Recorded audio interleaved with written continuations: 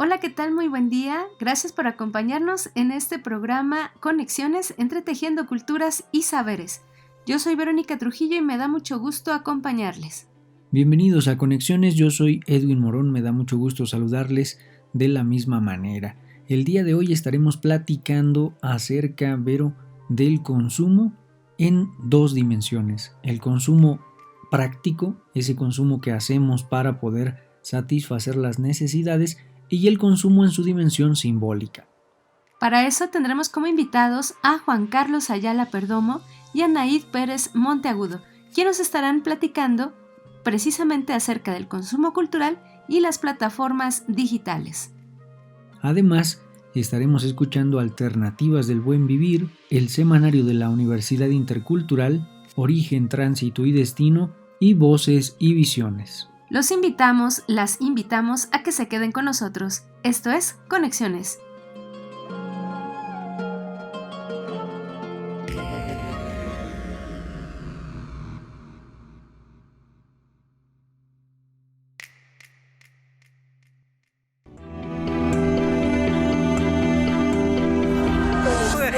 Najo Viejevi, Ximopanoltican, Chetani, Ximopanolti.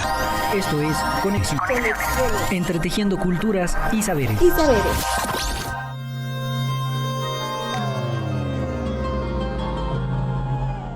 Como ya señalábamos hace unos segundos, el día de hoy estaremos platicando acerca de este tema que podríamos decir todos lo hemos hecho en algún momento de nuestra vida, el consumo cultural. Y es que el consumo, Vero, auditorio, es fundamental en la práctica humana. No podemos sobrevivir en el mundo sin consumir. Por lo tanto, hay también de pronto una perspectiva que sataniza la noción de consumo y que nos lleva a el consumismo. Sin embargo, es necesario señalar que hay dimensiones que permiten pasar los umbrales de una condición de consumo a una condición de consumismo. Exacto, el consumo, mirándolo desde una perspectiva, digamos, negativa o perjudicial, tanto para el sujeto, en su condición incluso de individuo, o como un miembro de una sociedad o de un grupo humano, pues lo lleva a un espacio en donde el consumismo, es decir, el comprar, el tener, el adquirir, el preocuparse por satisfacer el deseo, genera una serie de prácticas que indudablemente nos llevan a este ejercicio de masificación y de uso excesivo de productos capitalistas. Sin embargo, el consumo simbólico orienta hacia otra dirección. Pues bien, entonces estas dos dimensiones, el consumo simbólico y el consumo, vamos a decir así, pragmático, serán los temas sobre los que nos ocuparemos esta tarde. De entrada pensemos que todo producto que consumimos para cubrir una necesidad implica ya también un uso simbólico, en tanto que la cultura es una construcción, es un tejido de significatividades, de sentidos que lo hacen, o que la hacen en este caso, participar de la vida simbólica. Un asunto que hoy también nos interesa es el uso, el consumo de las plataformas digitales. Vamos a escuchar la siguiente sección, Alternativas del Buen Vivir, y continuamos con este tema. Alternativas del Buen Vivir. Con Adriana Rodríguez. Descolonizar, decolonialidad o decolonial son palabras que hacen referencia a un factor común, la colonización, que es la imposición de formas de vida, pensamiento y organización social de un externo sobre otro que llega a un territorio. Sí, como cuando Colón llegó al continente y descubrió que había habitantes con usos y costumbres que eran tan desconocidas como la geografía de ese entonces, que solo reconocía como Centro Europa y, más propiamente dicho, a la corona española de Isabel y Fernando, la monarquía vigente de esa época. Y es de ahí desde donde viene la palabra colonizar, como el verbo que se extendió por el planeta como una forma de poder que unos se atribuyeron creyéndose mejores y superiores a otros, desconociendo la existencia de esos otros. De ahí la reivindicación de la otredad, es decir, que existen otros pensamientos diferentes que han sido excluidos por la historia oficial y que ha derivado y permitido el reparto del territorio para quienes ejercen, se hacen dueños del poder y lo ejercen. Una buena forma de visualizar ese reparto del poder es ver el mapa del continente africano. Míralo y observarás que se repartió como un pastel, con líneas que cortaron organización social, cultural, histórica y que aún a día de hoy tiene fracturas que se reflejan en migración, hambrunas, pobrezas, a pesar de ser lugares de gran riqueza. Esto empezó con colonizar el territorio llamado americano por los externos que fueron ocupando y sometiendo a los diferentes, acompañados de mano de obra esclava extraída en un saqueo humano legitimado por el ejercicio del poder colonial, siglos de colonización que supuestamente terminaron con los gritos de independencia, unos más fuertes que otros, que dieron origen a las repúblicas en las que supuestamente el pueblo tendría el poder. Pero no ha sido tal. El reparto de poder, al igual que en el territorio, se ha extendido como la colonialidad, desconociendo al otro, imponiendo mayoritariamente una forma de ver occidental o eurocéntrica, y esto ha permitido que se expanda una colonización en todo, en el Estado, en los poderes públicos, en los poderes locales, nacionales, la educación, los modelos sociales de belleza, la economía, el dinero, las transacciones, el intercambio, la historia y hasta la geografía. Tal ha sido la colonización que solo a finales del siglo pasado empezaron a consolidarse discursos decoloniales, que a la vez analizaron la continuidad histórica de la colonialidad y empezaron a reclamar descolonizar como vía para la construcción de nuevos paradigmas.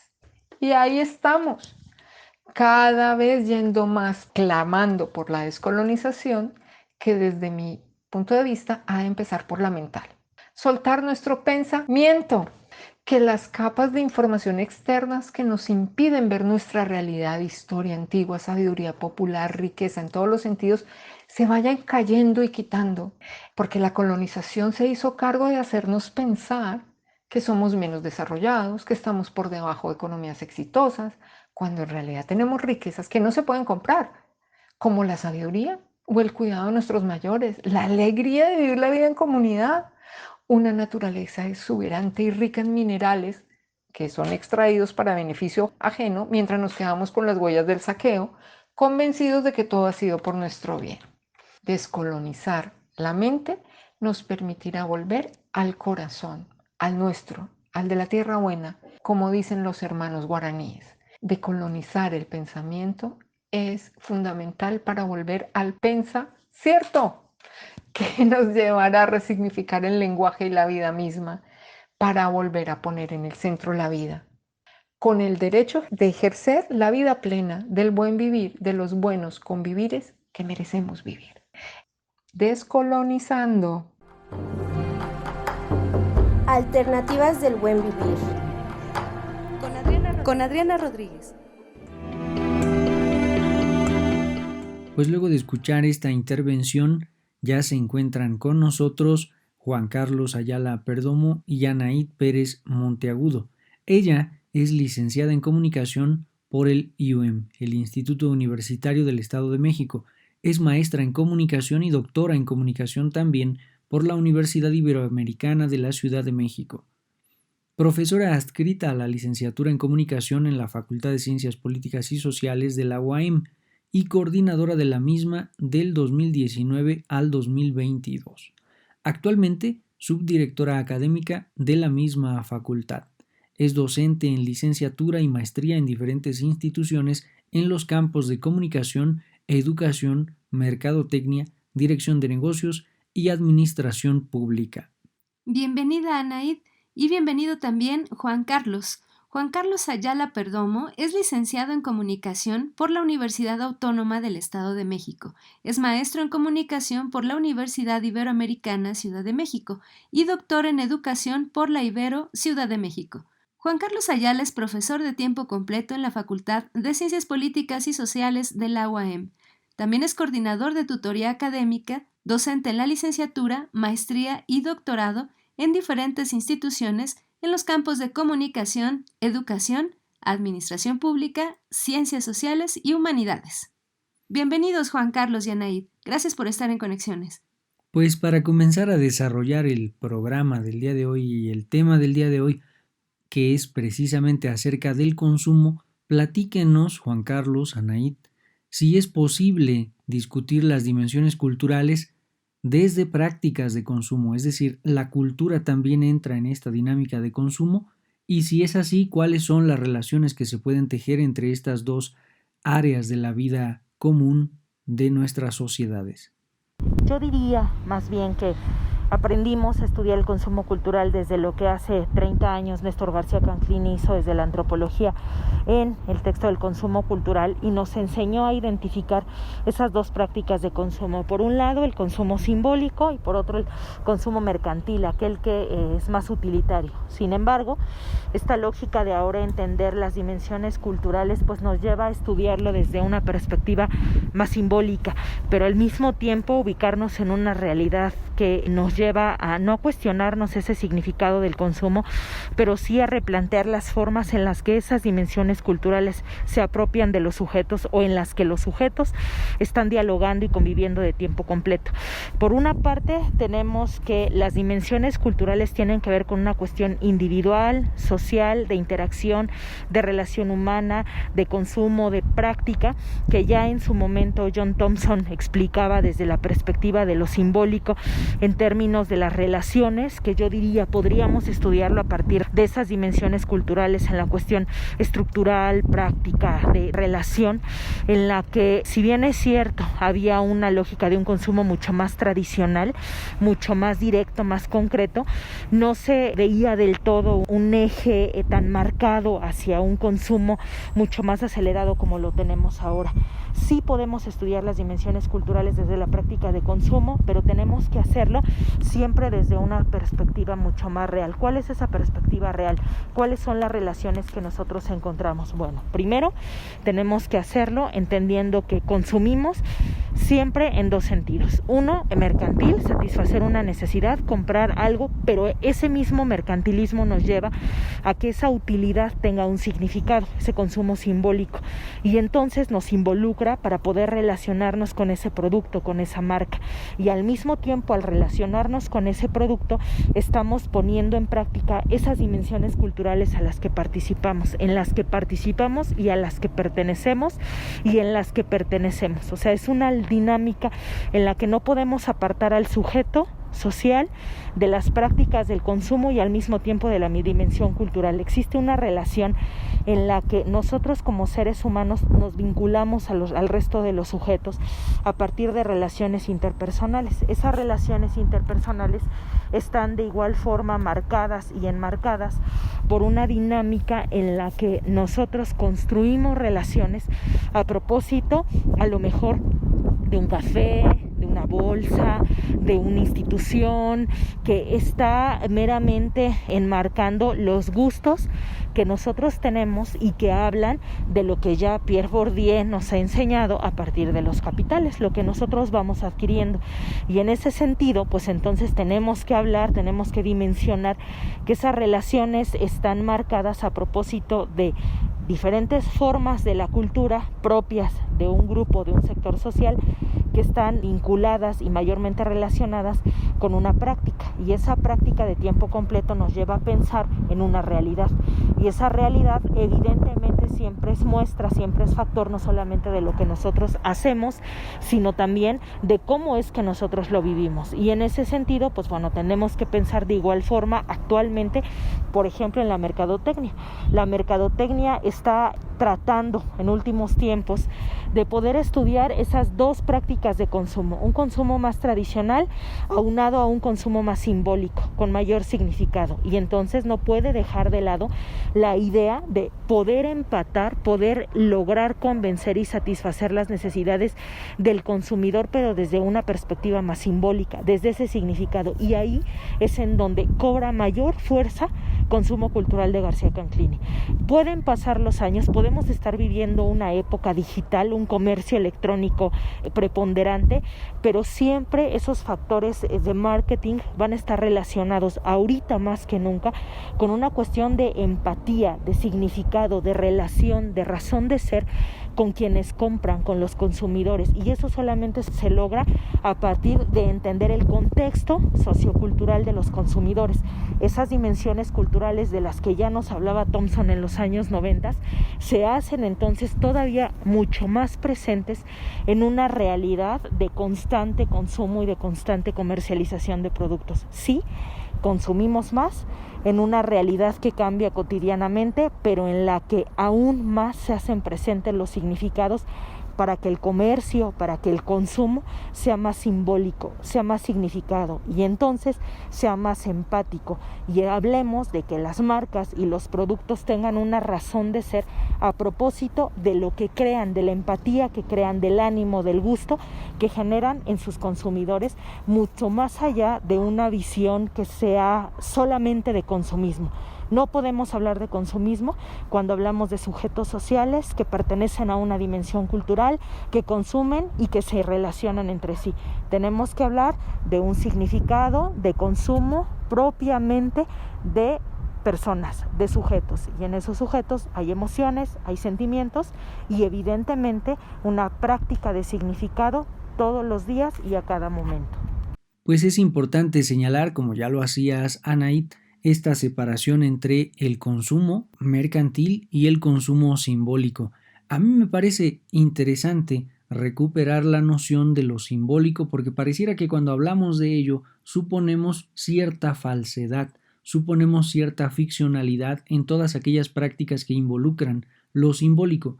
Sin embargo, vale decir que lo simbólico lo pensamos acá desde una práctica propia del hacer humano, es decir, en tanto que somos sujetos de logos, sujetos de razón, pues somos también sujetos que simbolizan el mundo y que no interactúan con él de manera fáctica. No actuamos en el mundo de hecho, sino a través de la mediación de un montón de símbolos que nos permiten esa interacción. Dentro de esas condiciones simbólicas, pues se halla también esta noción de consumo, que como decíamos, no involucra exclusivamente la satisfacción de una necesidad, sino sobre todo la satisfacción de una aspiración. Es ahí donde se inscribe el consumo cultural. Vamos a seguir dialogando con Anaid y Juan Carlos. Mientras tanto, vamos a un corte y ya estamos de regreso. Esto es Conexiones.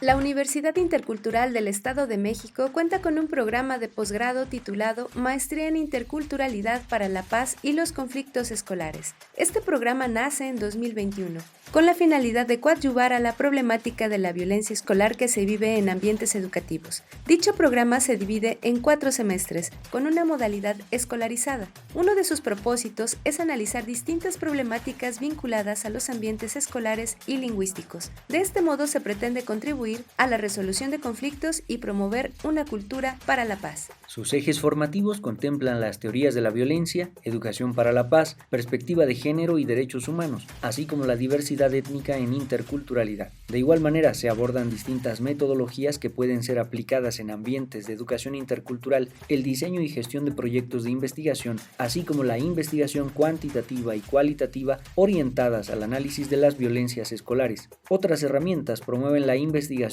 acción intercultural, la orientación a modelos de investigación de educación intercultural, mientras que en el eje pedagógico se discuten temas sobre la diversidad intercultural y el pensamiento crítico latinoamericano.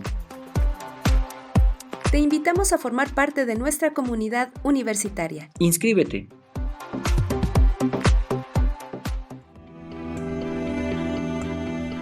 Escríbenos conexiones.ci@uyem.edu.mx. Continuamos.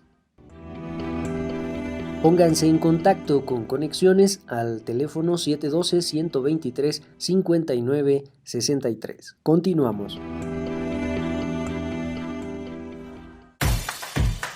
La licenciatura en Arte y Diseño realiza actividades de vinculación comunitaria a partir del conocimiento de técnicas y procesos tradicionales. Actualmente, estudiantes de cuarto semestre trabajan en comunidades como Ejido La Soledad en San José del Rincón, donde se realiza bordado tradicional mazahua; en Plateros en San Felipe del Progreso, donde se trabaja joyería en plata; en Tlalpujahua, Michoacán, donde se producen artesanías de cantera y vidrio soplado; De igual manera, se realizarán visitas de reconocimiento de espacios, técnicas y procesos de producción para generar un vínculo que permita producir una obra participativa durante el siguiente semestre. Por su parte, estudiantes de sexto semestre realizan la planeación de un proyecto comunitario a partir del arte y el diseño participativo.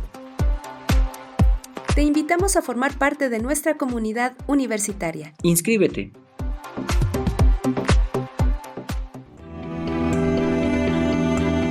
Muchas gracias por continuar en Conexiones y el día de hoy estamos hablando acerca del consumo cultural y las plataformas digitales. Nos acompañan Juan Carlos Ayala Perdomo y Anaíd Pérez Monteagudo. Platícanos, Juan Carlos, platícanos, Anaíd, desde la propuesta teórica de Néstor García Canclini, ¿cómo se ha transformado o qué derivaciones ha tenido la idea del consumo cultural hasta el día de hoy? La obra de Néstor García Canclini en torno al consumo cultural, a través de la publicación del libro El consumo cultural en México, está cumpliendo 30 años. Entonces han sido 3 décadas en las que desde luego los conceptos que García Canclini propuso en su momento pues han evolucionado.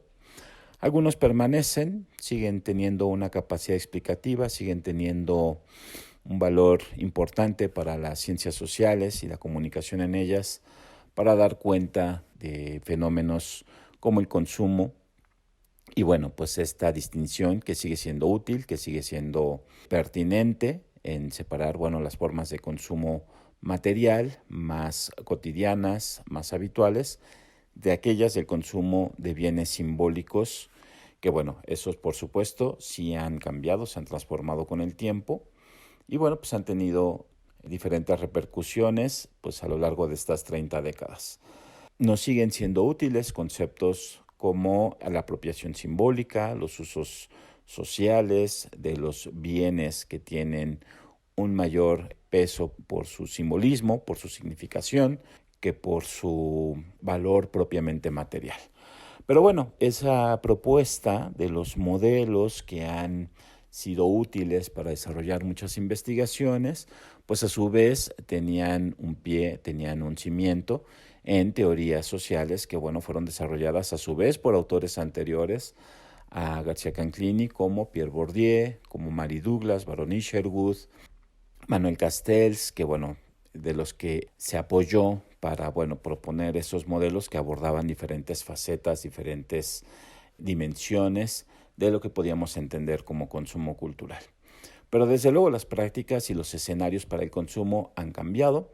Particularmente pondría atención en la irrupción de Internet, en el universo simbólico y material que define las prácticas de consumo entre las personas, principalmente entre las personas jóvenes, y también desde luego modificaciones, transformaciones que han tenido tanto los propios bienes materiales y simbólicos como los mercados, los medios y los canales de difusión y distribución de los que estos bienes se han valido para convertirse en diferentes momentos, en diferentes épocas, en las mercancías, los productos, las ideas, los satisfactores de necesidades, los cumplidores de deseos que de los que nos hemos hecho en diferentes momentos de la vida cotidiana. Pero desde aquí yo creo que vale la pena pensar en, qué significa en esta transformación del pensamiento y de la investigación sobre el consumo cultural, tanto la idea de lo moderno y lo tradicional,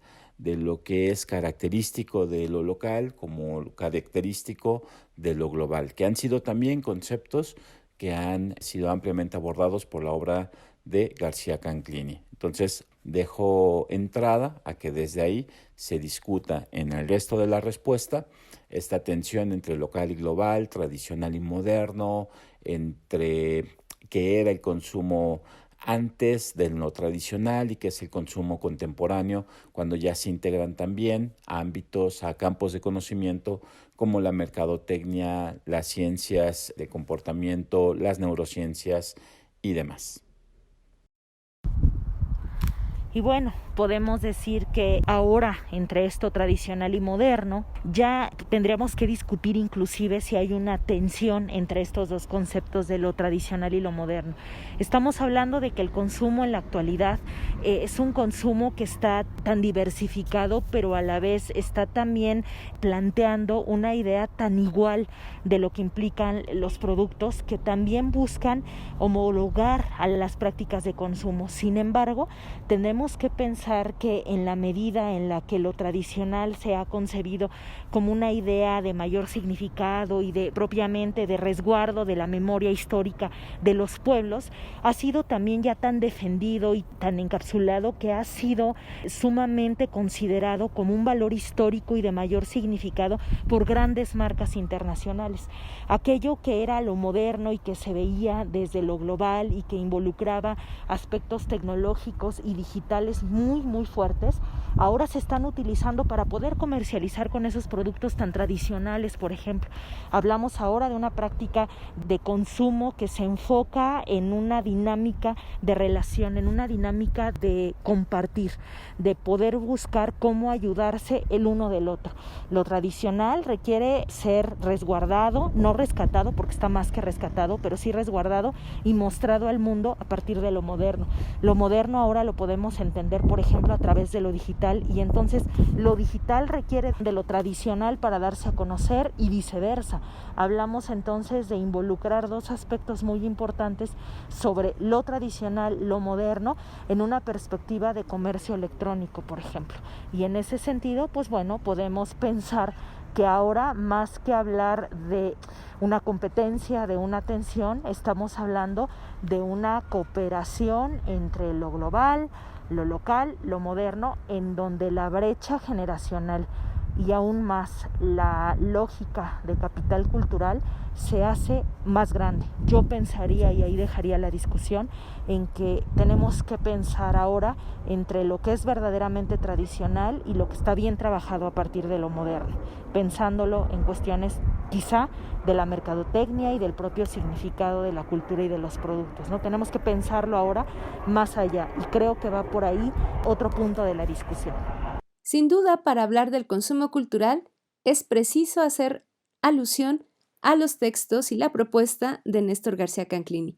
Ya bien decía Juan Carlos cómo desde hace 30 años esta propuesta ha sido un parteaguas para la discusión en términos, sí, del consumo comercial, del consumo también simbólico, pero sin duda hoy en día, tendríamos que repensar también estas prácticas de consumo tanto juvenil, tanto entre grupos originarios como mestizos, como otro tipo de sujetos que habitan las sociedades modernas, las sociedades globales, y su interacción con plataformas digitales. Una situación, por supuesto, que pone de realce prácticas o medios, más bien, medios mercantiles que disponen una forma distinta de acceso de los productos mismos hacia los consumidores. Vamos a una pequeña pausa y regresamos. Esto es Conexiones.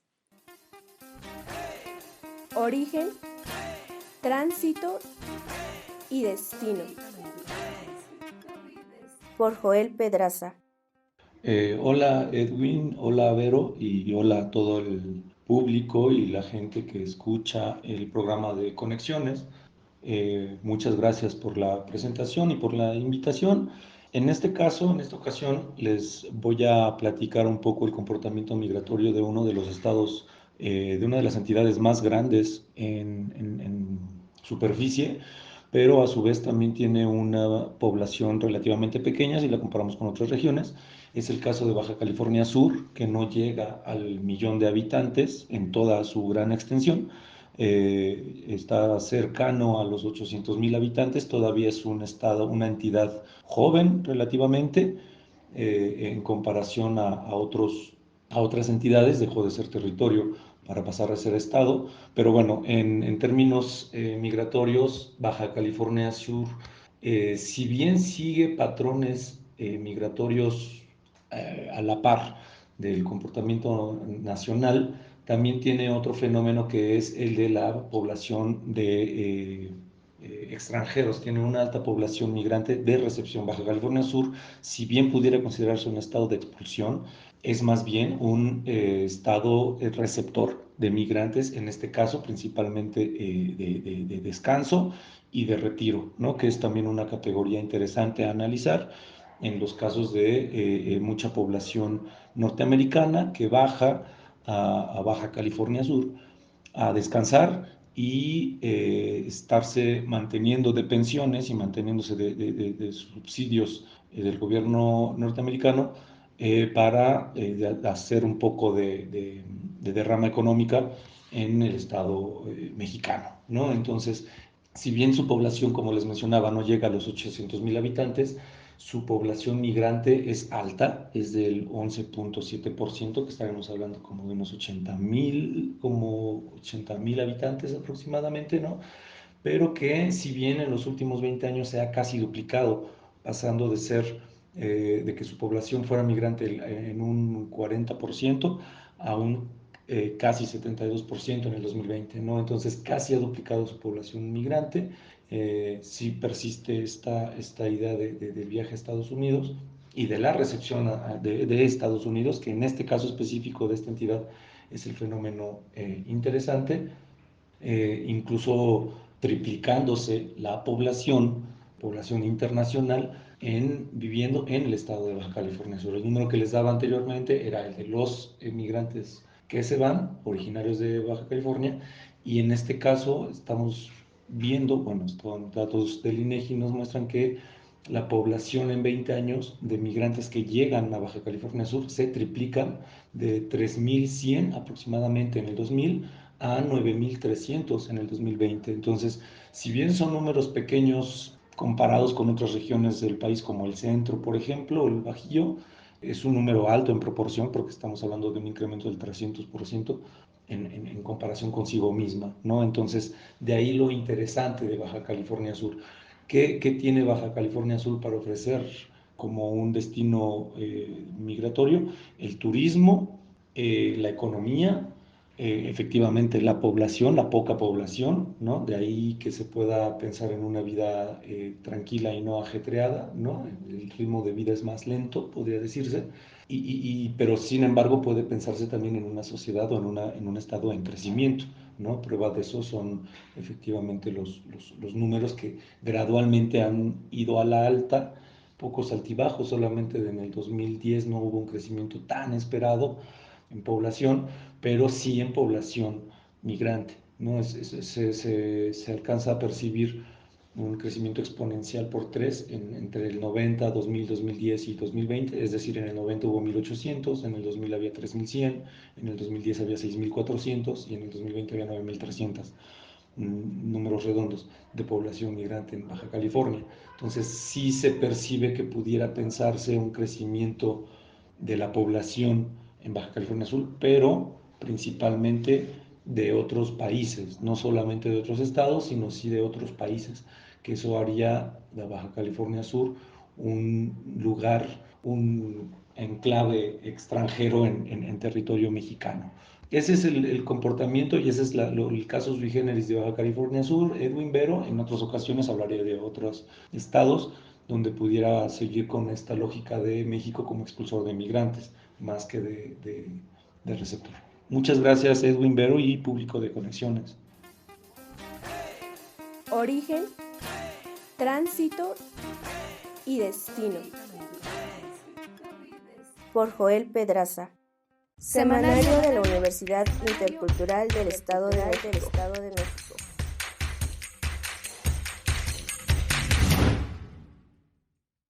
Nos encontramos con la maestra Maribel Pérez para hacerle una pequeña entrevista de lo que es la danza del street. ¿Podría contarnos un poco de qué es esta danza o de qué se trata? Bueno, la danza que estamos haciendo en colaboración con la maestra Vero y el maestro Edwin surge a raíz de que yo viví mi primera experiencia cuando fui a hacer búsqueda de visión con la danza. Y yo soy una docente del área de salud intercultural. Y me parece que los estudiantes y también los docentes tenemos que vivir o reincorporarnos a las manifestaciones culturales desde este tipo de danzas o desde este tipo de rituales actividades que además de fortalecer nuestra identidad cultural, también promueven estilos de vida mucho más saludables, mucho más conscientes en los estudiantes. ¿Con qué objetivo se realiza esta danza? Bueno, pues el objetivo de la danza tiene que ver con la parte de la comunión, con los elementos, con la parte de la conexión, con nuestra espiritualidad, con nosotros, y las ofrendas que se van realizando pues tienen que ver con el agradecimiento que debemos de tener hacia los productos, hacia la tierra, hacia la vida misma, y que, como te comentaba hace ratito, dado que van a participar estudiantes de salud, también queremos incorporar las manifestaciones de la medicina tradicional a su pensamiento y a sus formas de sanar y de abordar a los pacientes más allá de los paradigmas de la medicina hegemónica, y que eso pues también enriquece parte de la formación de los estudiantes. ¿Nos podría comentar cómo o un poco el procedimiento de esta danza? Generalmente la danza es por la noche o se realiza durante una velación, y hay una serie de elementos que se utilizan como lo son semillas, como lo son flores, la leña, y hay una figura de 7 picos donde se prende el fuego y se forman en 4 hileras donde los del inicio de las líneas van formando figuras y se va interaccionando y se van ofrendando las diferentes semillas, flores, frutos y en general todo lo que la tierra nos provee durante toda la noche. Entonces es un ejercicio de movimiento donde no solamente se conecta o se trata de que haya una estimulación al lado espiritual de los participantes, sino además también está el movimiento del cuerpo, y danzando en comunión el cuerpo y justo el espíritu, pues tenemos una integración del ser. ¿Y por qué tiene que ser en la noche? ¿No puede ser en la mañana, tarde?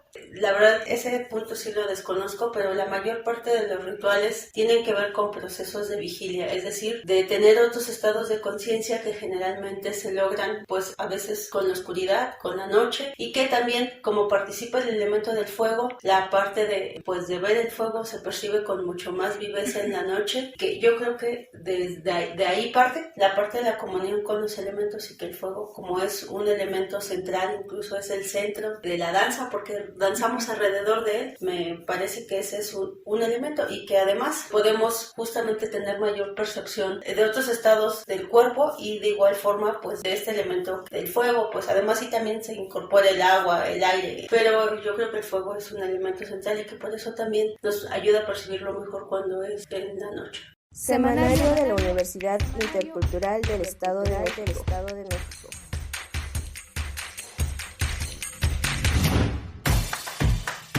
Uno de los objetivos de la licenciatura en Lengua y Cultura es la revitalización y fortalecimiento de las lenguas y culturas originarias. Por tal motivo, anualmente se realizan distintas actividades académicas y culturales, como la celebración del Día Internacional de la Lengua Materna, coloquios de investigación, concurso de deletreo, celebración del Día Internacional de los Pueblos Originarios, el Foro de Sabios, ofrenda de Día de Muertos, entre otras actividades. Todo ello para fortalecer la convivencia y generación del diálogo intercultural, establecer relaciones horizontales, universidad-comunidad y con ello trabajar sobre el apoyo mutuo. Te invitamos a formar parte de nuestra comunidad universitaria. Inscríbete. Pónganse en contacto con Conexiones al teléfono 712-123-5963. Continuamos.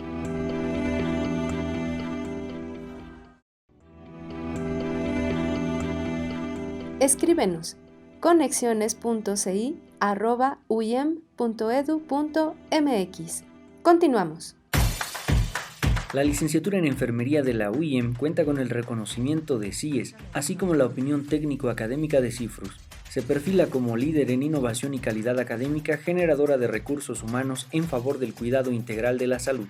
Mediante esto, logra competencias de docencia, administración, investigación y asistencial en egresados en un periodo de 10 semestres. En el 9º y 10º se realiza el servicio social. Su mapa curricular se constituye por 4 ejes de formación: disciplinar, sociocultural, lengua y cultura y vinculación con la comunidad. Los estudiantes pueden ser acreedores a becas, intercambios académicos, ingreso al programa de educación dual, servicio social, experiencias profesionales en campo clínico, asesoría para el ejercicio libre de la profesión y procesos dinámicos de titulación. Te invitamos a formar parte de nuestra comunidad universitaria. Inscríbete.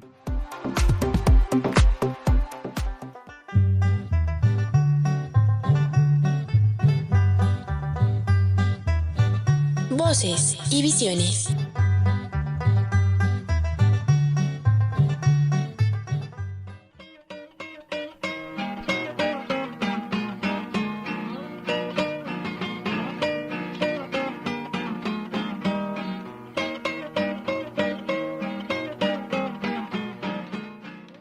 Bienvenidos una vez más a su cápsula Voces y Visiones. ¿Sabían que en el Estado de México existen 82 museos? Pues sí. Y fíjense que uno de ellos es el Museo Regional de Acambay, Antonio Ruiz Pérez, donde se exhiben puntas de flecha, buriles, artefactos de cobre, piedras talladas y joyería. Todos estos traídos de la zona arqueológica de Huamango, centro ceremonial otomí ubicado al norte del Estado de México. El grupo otomí es el quinto pueblo originario con mayor población en México y no está de más conocer un poquito sobre su cultura y sus tradiciones. Así que si te interesa el tema, quédate, porque hablaremos sobre cómo se realiza la preparación de las tortillas ceremoniales en el municipio de Delgado de Arriba, Guanajuato. Esto a partir del documental Mayo.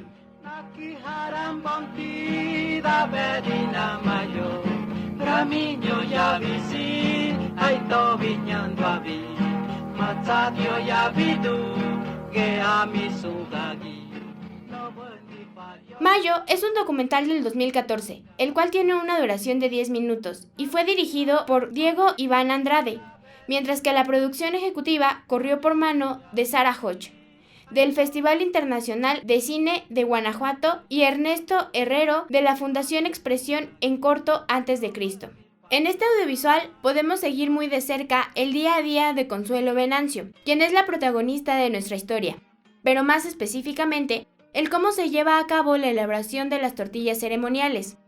Las tortillas se hacen como una forma de agradecimiento a San Isidro, quien es el santo patrono de la región, y se le ofrecen por las buenas cosechas, la salud, la unión familiar y la felicidad. La tradición de hacer dicho alimento ha pasado de generación en generación, pues de acuerdo con lo que se narra, la madre de cada familia escoge a una de sus hijas para seguir con dicha costumbre y heredar el molde especial que utilizaba la bisabuela. Este proceso es muy importante para nuestra protagonista, pues en el audiovisual nos cuenta que ella, al seguir con la tradición, busca conservar y difundir su cultura, lo cual es notorio incluso para los que la rodean, pues su hermana nos comparte lo orgullosa que está de nuestra protagonista, puesto que se encarga de desenterrar lo que estaba enterrado, en palabras de la misma, haciendo alusión al arduo trabajo de Consuelo para que su tradición no sea olvidada. Este documental formó parte de la selección oficial del Festival de Cine de la Imagen de los Pueblos y del Festival Cinematográfico del Istmo. Los invitamos a que puedan disfrutar de este documental que lleva por título Mayo, tanto como nosotros. Sin más por el momento, me despido. La información de esta cápsula fue obtenida de Film Latino, edomex.gov y sic.gov. Esto fue todo por el día de hoy. Los dejamos con Ramiro Ramírez interpretando El Señor de los Otomíes. Y no lo olvides, lo escuchaste en Voces y Visiones. Hasta la próxima.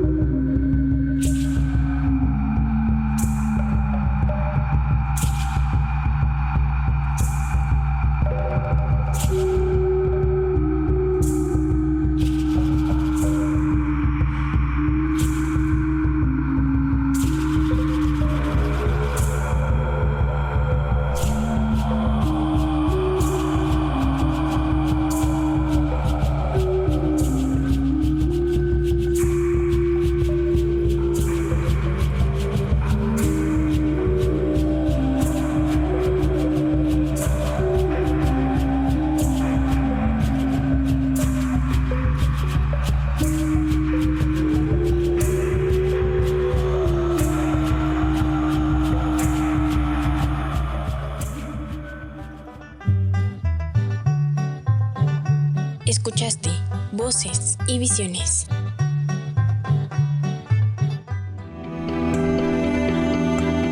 Muchas gracias por seguir en Conexiones. Seguimos platicando con Anaid Pérez Monteagudo y Juan Carlos Ayala Perdomo acerca del consumo cultural y también el consumo y su transformación en las plataformas digitales. Para continuar con la charla, Juan Carlos, Anaid, ¿en qué medida la incursión y uso cada vez más frecuente de estas plataformas digitales pueden incentivar prácticas de consumo cultural entre los jóvenes? Antes de referirme particularmente a la medida en que el uso de plataformas digitales incentivan el consumo cultural en jóvenes, colocaré mi respuesta en un contexto más amplio, que es el del uso de Internet, que es cada vez más ubicuo, que es cada vez más extenso, un Internet que se extiende, al que cada vez más personas pueden acceder con mayor facilidad, sea de manera gratuita o sea con costos que pues quedan cada vez más al alcance de un mayor número de personas. Desde Internet, pues desde luego se han potenciado tanto hábitos que han renovado, que han reconfigurado, ampliado prácticas de consumo cultural, tanto algunas más novedosas como algunas que ya existían, como también se ha diversificado la cantidad, el uso y las fuentes de información que se vinculan con diferentes prácticas de consumo cultural. Entonces, desde estos hábitos promovidos o reforzados por el uso de Internet, como la información que posibilita el acceso a las redes a través de Wi-Fi y también de un uso más generalizado, más constante, más personalizado de dispositivos móviles y en los jóvenes principalmente a través de los teléfonos celulares, pues es que el consumo cultural ha tomado nuevas formas y generado distintas prácticas novedosas, distintas, y por otro lado, pues reforzado algunas que ya se venían dando tradicionalmente. Y ahora sí, dentro de este contexto más amplio del mundo de Internet y sus múltiples posibilidades, pues hablar de las plataformas digitales. Aquí, por plataformas digitales, pues se pueden entender varias cosas.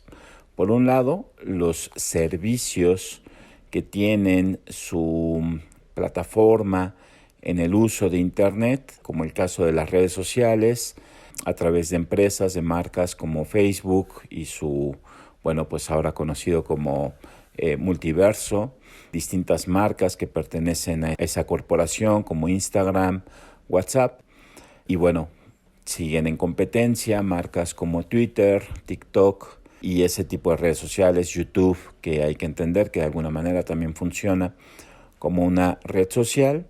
Y pues si pensamos en esas marcas, Facebook, Twitter, TikTok y demás, como plataformas digitales, pues desde luego que el uso de las mismas redes, pues ya se entiende como una práctica de consumo cultural que por supuesto se ha multiplicado, se ha extendido y se ha hecho muy presente en la vida cotidiana de amplias capas de población, principalmente en las personas jóvenes, aunque no exclusivamente.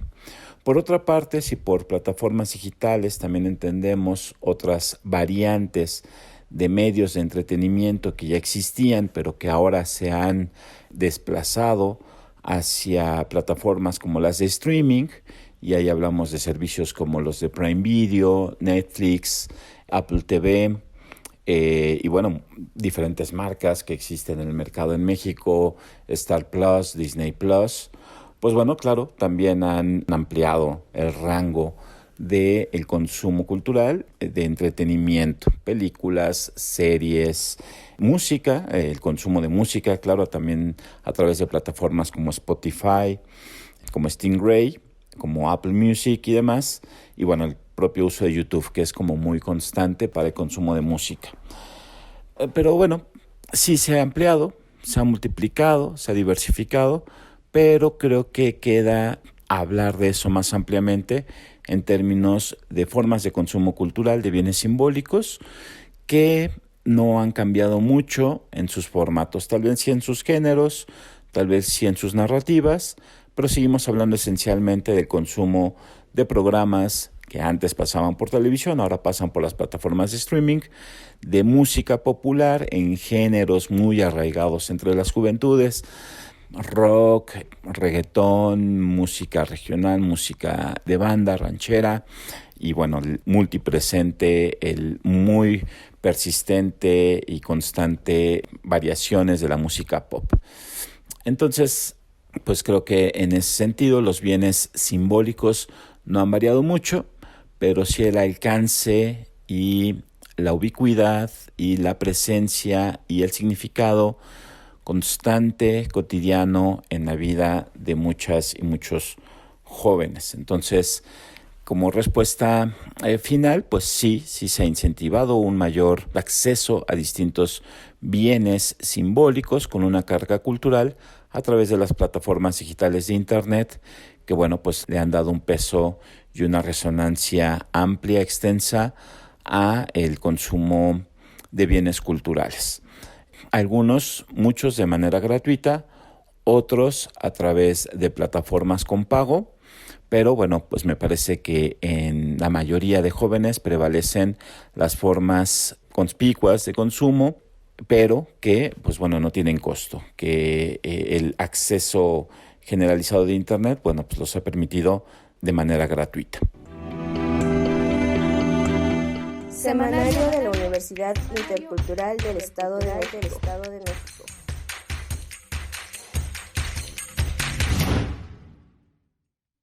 El día 24 y 25 de septiembre del 2022, alumnos, docentes, artesanos del Tianguis UIM, productores de la vinculación comunitaria y el grupo de danza Calpulitlatlauxocat de las licenciaturas Desarrollo Sustentable y Comunicación Intercultural de la Universidad Intercultural del Estado de México participaron en la Feria Nacional de Intercambio de Semillas llevada a cabo en el Complejo Cultural Los Pinos, ubicado en la Ciudad de México. Esto con el objetivo de que los colaboradores de la comunidad donde se realiza la vinculación comunitaria participaran como coorganizadores del evento. El día 24 de septiembre se comenzaron las actividades a las 11 horas de la mañana en la Plaza Solar con la ceremonia y danza de apertura del grupo Calpulitlatlauxocat de la UIM, seguido de la inauguración y el panel de experiencias de guardar e intercambiar las semillas. Al finalizar la ceremonia y dar por inaugurada la feria, de la 1 de la tarde a las 3 de la tarde en la Plaza Solar y en el Auditorio López Mateos, se abrieron los talleres simultáneos en torno a las experiencias campesinas, donde se realizó un desayuno tradicional Nguigua de Tlacotepec, Plumas, Oaxaca, la elaboración de alimentos tradicionales a base de maíz de Pantepec y Rayón, Chiapas, las tenchas de las regiones Mazahua y Otomí del Estado de México, la elaboración de atole agrio de Tlaxcala, la visualización del video Morelos Misioneros del Temporal, creado por Jimena Paz y Epifanio Alonso, el cuidado de las semillas nativas y cocina tradicional de Jalisco. Asimismo, se abrió un espacio de encuentro para dialogar sobre selección, conservación y mejoramiento autóctono de maíces nativos. Al finalizar estas actividades a las 3 de la tarde en la Plaza Solar, comenzó el taller de danza y filosofía precuautémica Calpuli Xochicali del Faro Azcapotzalco Xochicali, y las actividades culminaron en la misma plaza con el intercambio de saberes y semillas de milpa. En el transcurso de este día, alumnos y docentes de la Universidad Intercultural tuvieron participación en el panel de experiencia de almacén e intercambio de semillas. Participaron también en el taller de las tenchas y en el intercambio de saberes y semillas de la milpa. El día 25 de septiembre, nuevamente sus actividades comenzaron a las 11 de la mañana con una siembra en la milpa. Asimismo, de las 12 de la tarde a la 1 de la tarde, en la Plaza Solar, se hizo la presentación del documental de Ana Ojeda y Ezequiel Cárdenas titulado Hechos de Maíz, y el documental de Camilo Garibaldi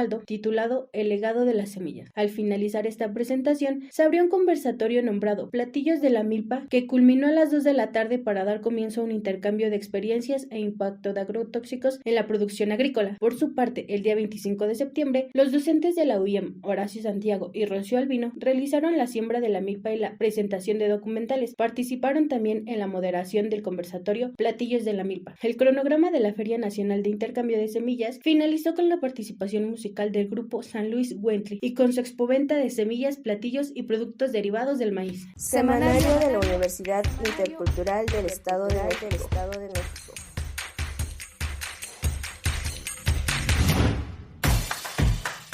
Dentro de las actividades desarrolladas por la licenciatura en Arte y Diseño se encuentran las iniciativas de exposiciones colectivas, tales como la titulada Naturaleza Textil, integrada por dos componentes. El primero, que presentó 15 piezas de paisajes elaboradas por un profesor de esta licenciatura, realizadas con una técnica llamada punta de plata, dibujar con plata y pinturas de paisajes de la naturaleza de varios lugares.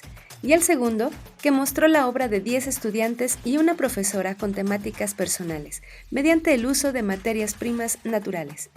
Esta muestra se presentó en el Centro Regional de Cultura de Atlacomulco. Te invitamos a formar parte de nuestra comunidad universitaria. Inscríbete.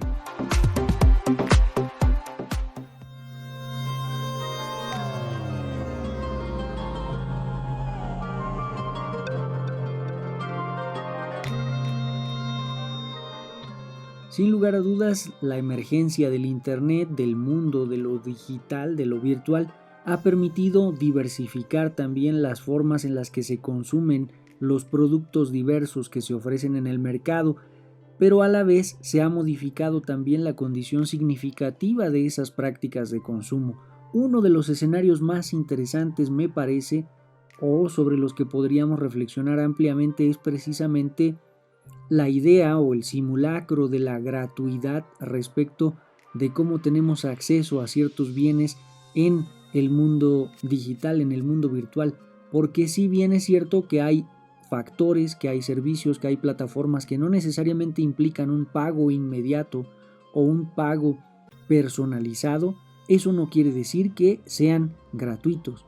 Hay un mercado detrás de ellos que los sostiene y que orienta a este consumo de una manera aparentemente libre, de una manera aparentemente autónoma, que sin embargo considero fortalece las redes, permite establecer mayores anudamientos en esta red del mercado global que ahora también se piensa digital. Pues muchísimas gracias por haber estado con nosotros en este programa. Sin lugar a dudas queda mucho por decir y mucho por dialogar, Vero, Juan Carlos, Anaid. Sin embargo, pues el tiempo se nos ha terminado en esta ocasión. Así es, pues nos dio mucho gusto estar con ustedes, compartir este espacio y nos estaremos escuchando en la próxima emisión. Agradecemos el trabajo de edición de Ciro González y en la locución Fabiola Reyes. Agradecemos también el trabajo en la producción de Daniel Vallejo, la licenciatura en Comunicación Intercultural de la Universidad Intercultural del Estado de México. Yo soy Edwin Morón, me ha dado mucho gusto acompañarnos en esta charla, hacer una práctica de consumo simbólico y también práctico a través de este programa y nos escuchamos en la siguiente emisión. Muchas gracias, yo soy Verónica Trujillo. Hasta la próxima.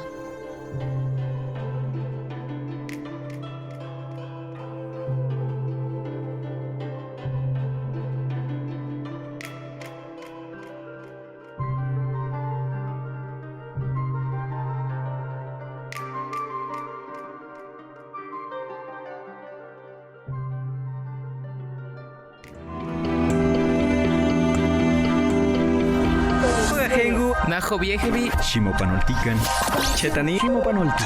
Esto es Conexión. Entretejiendo culturas y saberes.